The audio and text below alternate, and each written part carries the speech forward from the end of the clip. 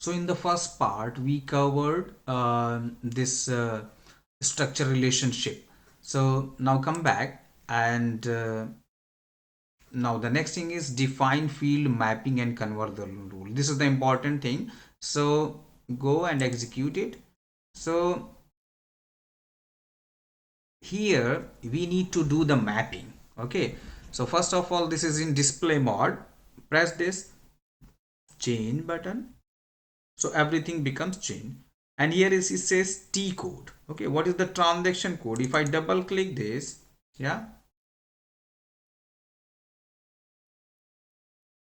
and this is the field, okay, transaction code. So I just copied, hit the cursor in the end after the transaction code and press enter. Yeah, you get extra line.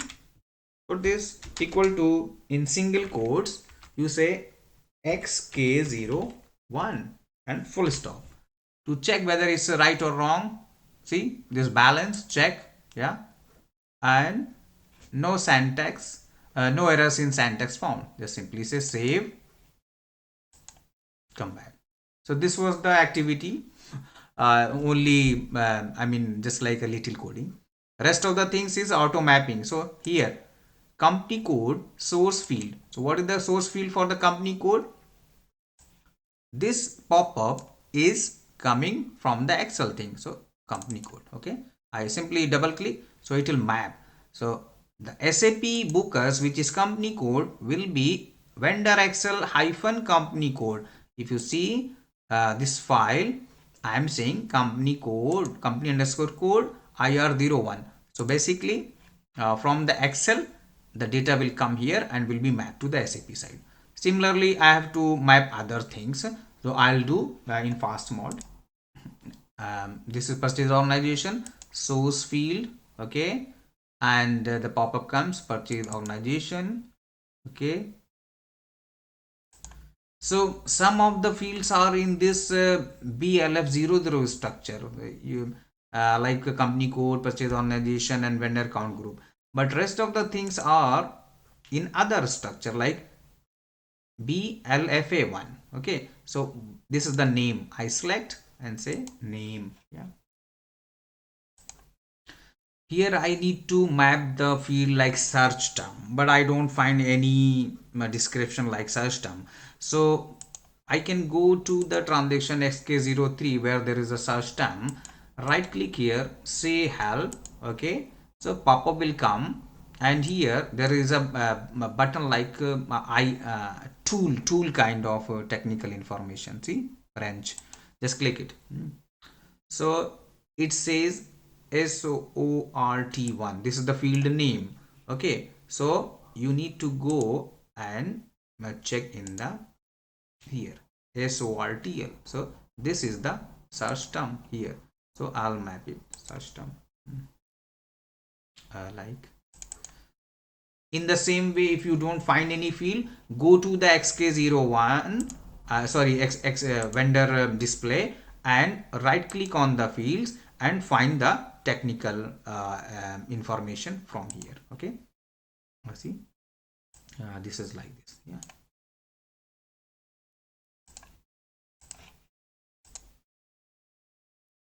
reconciliation account is mapped in this LFB1 structure, and the field is AKONT.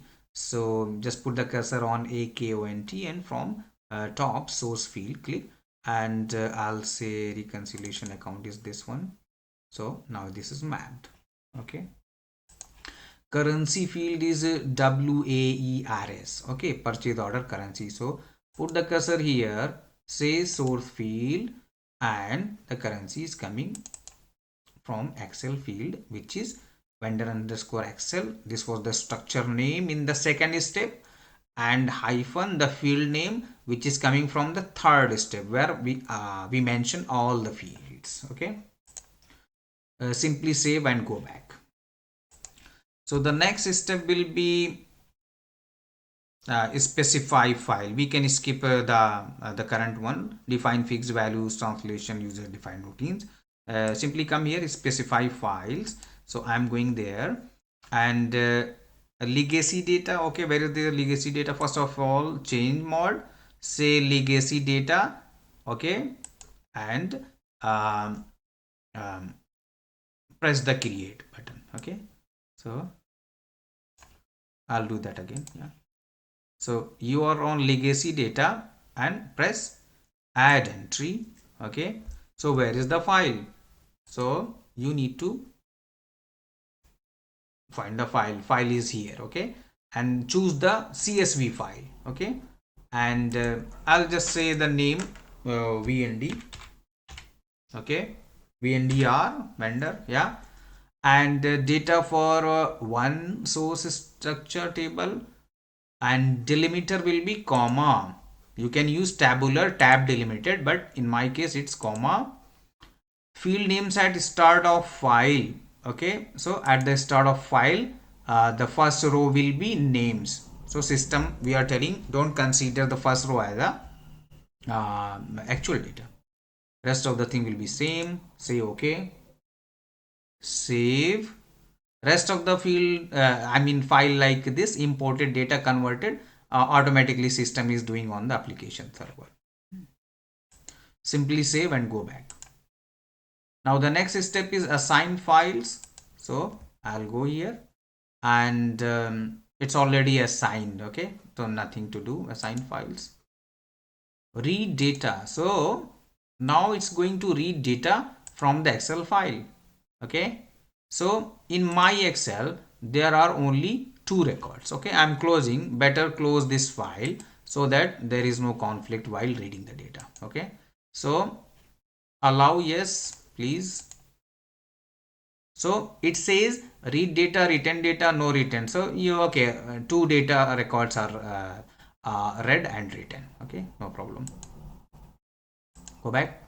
Now display read data. So whatever you have read from Excel, you show me. So it is showing me two records. See, in my case, there are two vendors. One is Ram Kumar and another is Raj Kumar. Okay. Okay, so it has read the data from Excel. Now we need to convert this data into SAP format. So suppose it requires a certain date format like DDMMYY, or some leading zeros are required for material or vendor. So the system is going to convert the data into SAP format. So it converts. Yeah, say convert. Yeah, so it says I have converted two records, and written records written 9. So two transaction became 9 records because it's writing data to different structures. Okay, that's why it's more. Display converted data. So once it's converted, data will be like this. So basically there are two transactions, yellow data. So this is for Ram Kumar, next is for Raj Kumar. Okay, next thing is create batch input session. Okay, so this is the name of the batch input session, and say okay, execute. Just simply say okay.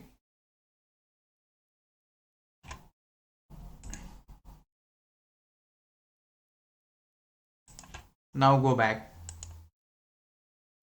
run batch input session. Okay, so this is your batch input session. We need to run it. Okay, so I'll do it in the next episode. Thank you.